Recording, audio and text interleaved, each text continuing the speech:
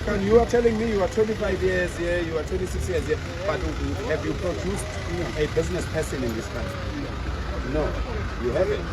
So that's why we are coming. We see the government has wasted our time. That's why we are taking this thing. Because the government has wasted our time. They have chosen you guys over us.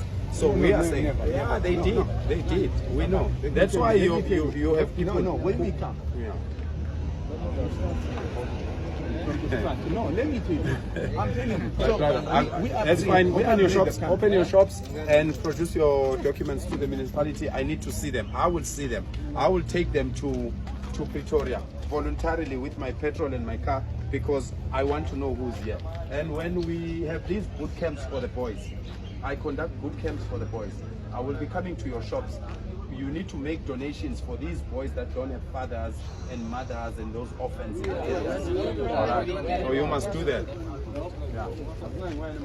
Yeah.